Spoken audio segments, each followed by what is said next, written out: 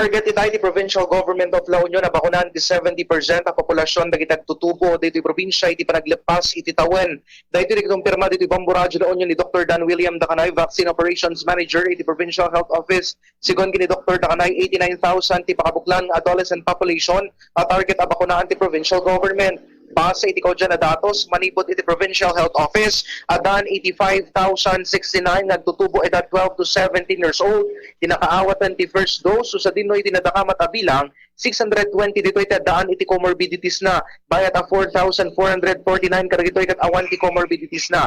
Talo a pagadasan mat dito probinsya tegdama amang isa-isayang kati panagbakuna kariti agtutubo nga daan iti comorbidities na pakarmanan iti maysa a pribado a pagadasan dito barangay Carlatan, City of San Fernando. Iti Ilocos Training and Regional Medical Center ken La Union Medical Center ijay ili ti Agoo kabayatan na manarimaan matan ti panagbakuna ita kariti agtutubo edad 12 to 17 anyos kariti na duma mga local government units iti probinsya. Thank you po for asking that, no? Ito ay kumbaga napakagandang balita para sa ating lahat at tayo ay nagbukas na ng vaccination for age 12 to 17 years old o yung adolescent population po, no? At the moment, with the projected population of 89,000 adolescents in the province, 89,000 po yun, we'll get 70% of that. Yun po yung target natin na mapapunahan at least by the end of the year. If we go to higher or if we could cover all the better.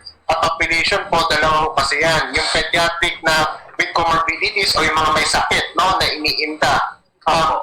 Yan po ay pinapapunahan sa ating hospital, no? Meron pong registration link yan. At the moment, ang nagpapakuna po for pediatric with comorbidities is the ITRMC, Norma Medical Center, and La Union Medical Center for the second district. Again, yung mga may sakit po yun, yung mga bata na may sakit, no?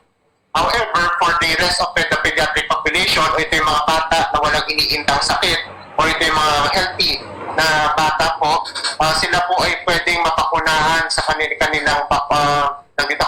LGUs, sa kanilang bakuna center. Bombo John Martin para sa Pambansang Radyo ng Pilipinas, consistent #1 sa La Union, Basta Radyo. Bombo!